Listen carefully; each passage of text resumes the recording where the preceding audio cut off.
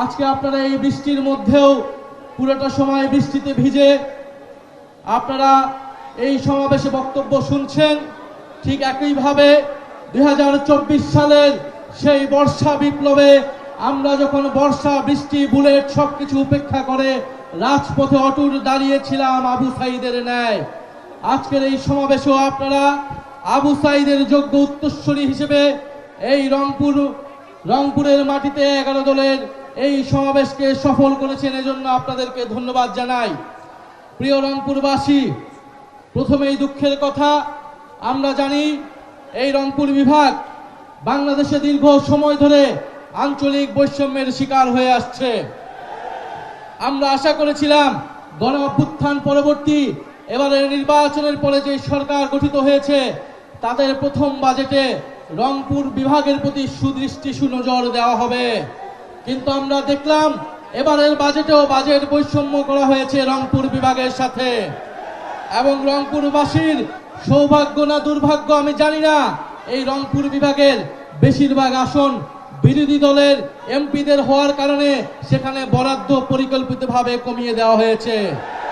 রংপুরে কোনো বড় উন্নয়ন প্রজেক্ট রাখা হয় নাই। উন্নয়ন বরাদ্দে এত কোটি কোটি টাকা রাখা হয়েছে, রংপুরে কোনো বিশেষ বরাদ্দ রাখা হয় নাই। বরাদ্দ সব যাচ্ছে বগুড়ার শিবগঞ্জে। গোপালগঞ্জ প্রতিস্থাপিত হয়েছে বগুড়ার শিবগঞ্জ, কিন্তু যারা প্রকৃত বৈষম্যের শিকার এই রংপুরবাসী দীর্ঘ সময় ধরে, তারা কোনো বরাদ্দ পাচ্ছে না। সরকারি দলের এমপিরা যেই বরাদ্দ পায়, বিরোধী দলের এমপিরা তার 3 ভাগের 1 ভাগও পাচ্ছে না। আমরা সংসদে বলেছি, যদি বিরোধী দলের এমপির সাথে আপনার কোনো শত্রুতা থাকে, আমরা সমালোচনা করি বলে দেখি, যদি কোনো শত্রুতা তৈরি হয় আপনারা আমাদের বেতন বন্ধ করুন, কিন্তু জনগণের হক, জনগণের অধিকার, সেটাকে বঞ্চিত করার অধিকার আপনাদেরকে কেউ দেয় নাই। তাহলে আমরা সরকারের প্রতি আহ্বান জানাবো, এবারের বাজেটে যে উন্নয়ন বরাদ্দ রাখা হয়েছে রংপুরে যাতে তার থেকে বিশেষ বরাদ্দ রাখা হয় এবং তিস্তা মহাপরিকল্পনা বাস্তবায়নের জন্য উদ্যোগ গ্রহণ করা হয়। আমরা দেখেছি তারেক রহমান প্রধানমন্ত্রী, তিনি কিছুদিন আগে চীন সফরে গিয়েছেন। বিরোধী দলীয় নেতা সংসদে ধন্যবাদ জানিয়েছেন। এরপরে হয়তো কিছু বলা উচিত না, কিন্তু বলতে বাধ্য হচ্ছি, চীন সফরের অর্জন কোথায়? চীন সফরের অর্জন হচ্ছে শূন্য। চীন সফরে আমরা এই তিস্তা মহাপরিকল্পনা নিয়ে কোনো কমিটমেন্ট পাই নাই, আমরা রোহিঙ্গা প্রত্যাবর্ষণ নিয়ে কোনো কমিটমেন্ট পাই নাই। ফলে দেশে যদি জাতীয় ঐক্য না থাকে, তারেক রহমান পৃথিবীর কোনো দেশ থেকেই কোনো ধরনের সাহায্য পাবে না। গণ অভ্যুত্থানের সাথে প্রতারণা করলে, সংস্কারের সাথে প্রতারণা করলে অলরেডি তারা IMF তাদেরকে বলে দিয়েছে ঋণ দেবে না, পৃথিবীর কোনো দেশই তাদেরকে সহযোগিতা করবে না।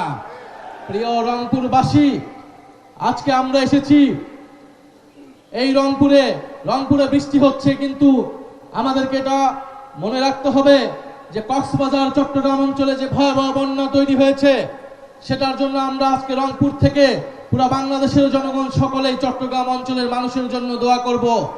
এবং সরকারের স্থানীয় প্রশাসনে অবহেলার কারণে আজকে অনেক ভয়াবহ ক্ষতির সম্মুখীন হচ্ছে। সেখানে তারা দলীয় প্রশাসক নিয়োগ করেছে চট্টগ্রাম মহানগরে, কিন্তু সেই চট্টগ্রাম মহানগর জলাবদ্ধতা হয়ে গিয়েছে, তারা কোনো ধরনের সময় উপযোগী ব্যবস্থা নিতে পারে নাই। প্রিয় রংপুরবাসী, আমরা গণভোটের রায় বাস্তবায়নের জন্য এখানে এসেছি। এই রংপুর থেকে আবু সাঈদ বেগম রোকেয়া বিশ্ববিদ্যালয়ের ছাত্র গণ অভ্যুত্থানের ডাক দিয়েছিল, গণ অভ্যুত্থানের সিপাহসালার ছিল, কিন্তু আমরা দেখতে পেলাম নির্বাচনের পরে বিএনপি গণভোটের সাথে প্রতারণা করলো। বিএনপির ইতিহাস প্রতারণার ইতিহাস। আমরা দেখেছি ইতিহাসের দিকে তাকালে আমরা দেখতে পাবো বিএনপি সকল গণ অভ্যুত্থানের সুবিধাভোগী এবং সকল গণ অভ্যুত্থানের সাথে এই বিএনপি প্রতারণা করেছে। এইখানে আমার থেকে যারা বয়োজ্যেষ্ঠ আছেন, অভিজ্ঞ আছেন, তারা ভালো বলতে পারবেন, 90-এর গণ অভ্যুত্থানের পরে সকলের দাবি ছিল তত্ত্বাবধায়ক সরকার। সেই তত্ত্বাবধায়ক সরকারের মাধ্যমেই বিএনপি ক্ষমতা এসেছিল এবং সেই তত্ত্বাবধায়ক সরকারকে অস্বীকার করেছিল। তার ফলাফল কি হয়েছিল? বিগত 16 বছর বিএনপিকে এই তত্ত্বাবধায়ক সরকারের দাবিতে রাজপথে ধুকে ধুকে নির্যাতিত হতে হয়েছিল। আজকে বিএনপি যেই গণভোটের কারণে, যেই সংস্কারের কারণে, যেই জুলাই সনদের কারণে বিএনপি ক্ষমতায় আসতে পেরেছে, তার সাথেই বিএনপি প্রতারণা করছে। গণভোটের সাথে প্রতারণা করেছে, বিএনপি 31 দফার সাথে প্রতারণা করেছে, বিএনপি জুলাই সনদের সাথে প্রতারণা করেছে, বিএনপি গণতন্ত্রের সাথে প্রতারণা করেছে। প্রিয় রংপুরবাসী, আমরা দেখছি সারা বাংলাদেশে বিদ্যুৎ নাই। বাংলাদেশে গ্রামে গঞ্জে আবার মানুষকে বাধ্য হয়েছে মানুষ হারিকেন জ্বালাতে।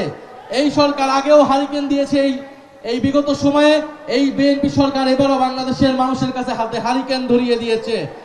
বিদ্যুৎ দিতে পারছে না, কর্মসংস্থান দিতে পারছে না। এই বাজেটে কোনো ধরনের অর্থনৈতিক সংস্কার রূপরেখা রাখা হয় নাই। ব্যাংকগুলো কিভাবে ঠিক হবে, দেশের টাকা কিভাবে ফেরত আসবে, কোনো ধরনের সুপরিকল্পনা এই সরকারের নাই। ফলে আমরা বলবো, আপনি এভাবে দেশ চালাতে পারবেন না। দেশ চালাতে অলরেডি ব্যর্থ হয়েছেন, আইন শৃঙ্খলা পরিস্থিতি মোকাবেলায় ব্যর্থ হয়েছেন, কর্মসংস্থান সৃষ্টিতে ব্যর্থ হয়েছেন, সংস্কার দিতে ব্যর্থ হয়েছেন। যদি দেশ পরিচালনা সঠিকভাবে করতে হয়, অবিলম্বে গণভোটের রায় বাস্তবায়ন করতে হবে, অবিলম্বে অর্থনৈতিক সংস্কার করতে হবে, তিস্তা মহাপরিকল্পনা বাস্তবায়ন করতে হবে, দেশের তরুণদের জন্য কর্মসংস্থান সৃষ্টি করতে হবে, এবং যেই সীমান্তে পুশিন হচ্ছে সেই সীমান্তের পুশিন প্রতিরোধ করতে হবে, সীমান্ত হত্যা প্রতিরোধ করতে হবে। যদি সীমান্ত হত্যা প্রতিরোধ করতে না পারেন, যদি পুশিন প্রতিরোধ করতে না পারেন, তাহলে নিজেদের দল থেকে জাতীয়তাবাদী শব্দটি কেটে ফেলে দেন।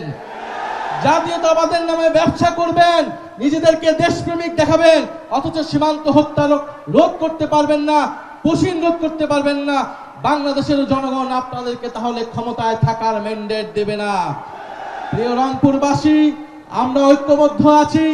আপনাদের উদ্দেশ্যে এটাই আহ্বান, সংসদ এবং সংসদের বাইরে ঝড় বৃষ্টিরও যত প্রতিকূলতা থাকুক, গণভোটের রায় বাস্তবায়নের জন্য, সংস্কার বাস্তবায়নের জন্য আমরা রাজপথে থাকব।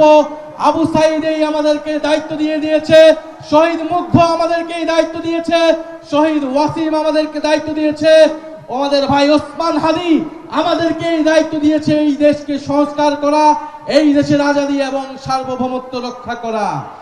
প্রিয় রংপুরবাসী, পরিশেষে একটি কথা বলে যেতে চাই।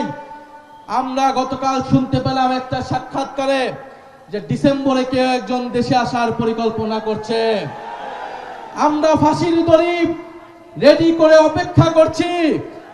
আপনি ডিসেম্বরে আসুন, আর যখনই আসুন ফাঁসির দড়িতে তাকে ঝুলতেই হবে।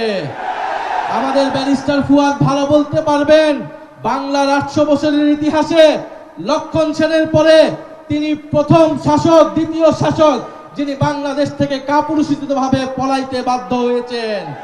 বাংলাদেশ থেকে যে পালিয়ে যায় সে আর বাংলাদেশে কখনো ফেরত আসে না। পাকিস্তানিরাও এর থেকে সম্মানজনকভাবে বিদায় নিয়েছিল, ইংরেজরাও এর থেকে সম্মানজনকভাবে বিদায় নিয়েছিল এই দেশের মাটি থেকে।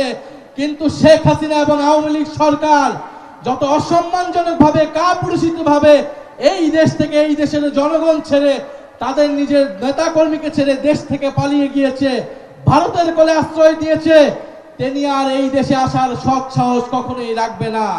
ফলে শেখ হাসিনা আসবে কি আসবে না, এটা দিল্লির সাথে ঢাকাকে নির্ধারণ করতে হবে। দিল্লিকে স্ট্রং ভাবে মেসেজ দিতে হবে এই সরকারের। শেখ হাসিনা সেখানে বসে দেশকে অস্থিতিশীলতা করছে, এদেশের ফ্যাসিস্ট মিডিয়ার দোসরেরা সেই সকল তথ্য প্রচার করছে। বাংলাদেশের জনগণ এটা মেনে নেবে না। প্রিয় রংপুরবাসী, আপনাদের সাথে দেখা হবে। আমরা ঐক্যবদ্ধভাবে রাজপথে আছি সংস্কার বাস্তবায়নের জন্য, গণভোট বাস্তবায়নের জন্য। ইনশাল্লাহ অচিরেই আপনাদের জন্য আন্দোলনের ডাক আসবে এবং সেই ডাকে আমরা সফল হব ইনশাল্লাহ। বিদায় নিচ্ছি। আসসালামু আলাইকুম। ইনকিলাব জিন্দাবাদ।